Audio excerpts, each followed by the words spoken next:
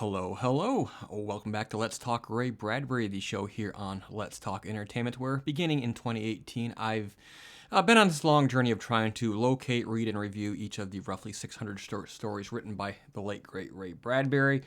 Today we were up to story number 284, which is also the final story in his 2002 collection, One More Further Road.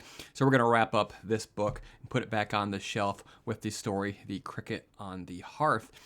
If you're new to the channel, the way that this works is I do a brief synopsis of what happens in the story, and then I wrap up just a very light analysis about what it all means, what I take away from it is a good story, and I mainly do this for my own education, my own entertainment, and my own enlightenment, and hopefully you enjoy these reviews too. All right then, so John Martin comes home from work one evening, he hangs up his coat, he sort of unrolls a newspaper to begin reading, and he immediately begins to sort of disparage the local governments and not happy with some of their behavior.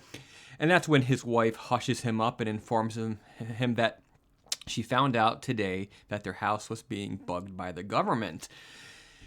He mistakenly calls the bug a cricket and then recalls a story from his youth when there had been a cricket living in the floorboards somewhere in the house, hidden somewhere they couldn't find. And for 6 months, that little thing made noise and it just would not stop. And then eventually it died. And suddenly, when they recognized the silence, they missed it. So the Martins in their bugged home immediately begin to change their behavior.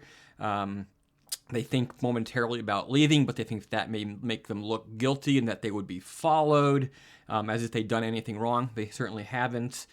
But they ultimately decide we're going to try and wait the government out. They're going to see that we're not a threat to anybody, and they will leave us alone. So in the days that follow, John skips going out for beers with the boys. He skips a fishing trip. His wife becomes very dutiful. She cooks these elaborate meals, and she cleans, and she keeps a wonderful house. And the way they talk to each other really changes, and it becomes performative, almost as if they were putting on a show for the government, just because they know that somebody may be listening. But then one day they learn that the bug has been in fact removed, and immediately their behavior goes back to the old rut that they had been in before this incident. So, this was a hell of a way to end the collection. Probably one of the better stories in the entire collection, if I'm perfectly honest about it.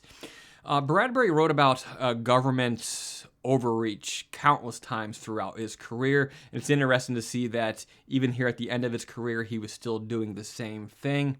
This collection came out in 2002, and I think most of the stories were in fact new. I know there's one or two that weren't. I think this one is probably newer, at least.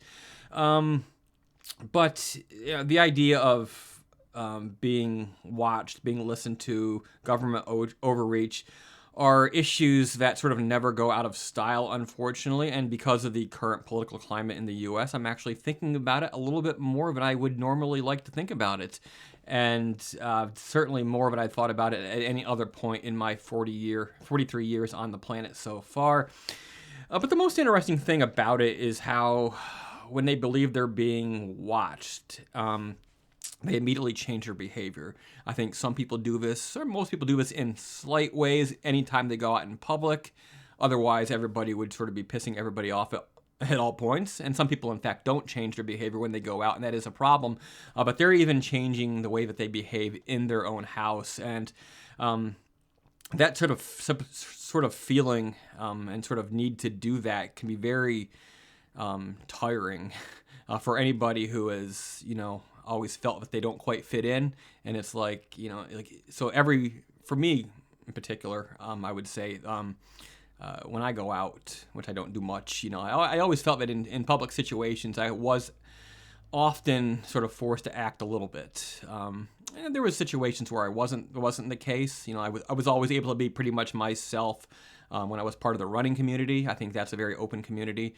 And then, of course, just the act of running sort of pulls down walls anyway. You got endorphins, you're tired, you're exerting yourself, you're sort of sharing suffering with other people, and it all works out. But in general, I would say that there is some degree of acting going on anytime. Right now, I try to be as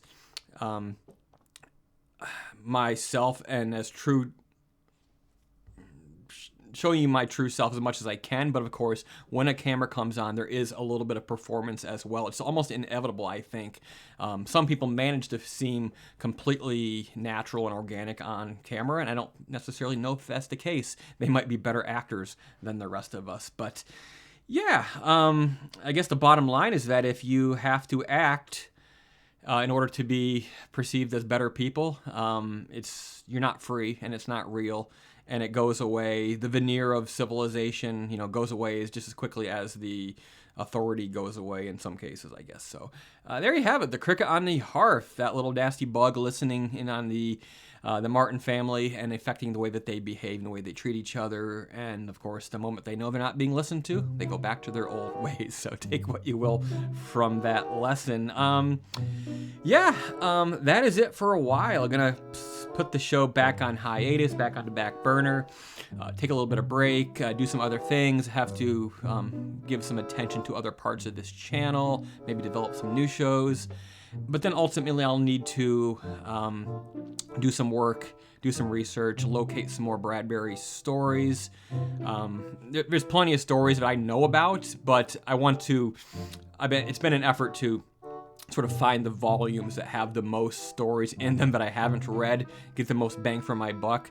Eventually I'll be buying books for one story. That's the way it's gonna go, but for now at least, since I know there's a lot of stories out there that I haven't read, it's a little bit easier to sort of pick and choose which volume to choose for the next round. But I'm going to hold off on doing that for a little bit longer, and then we'll be back with more Let's Talk Ray Bradbury. So yeah, thank you for tuning in. Thank you for following this show. I hope that you will stick around or return at least after until the show comes back. But in the meantime, be sure to subscribe to our channel, check out some other stuff. Be sure to watch through the archives of this show as well as my H.P. Lovecraft show. And I will see you again soon, and hopefully nobody is listening to us. See you later.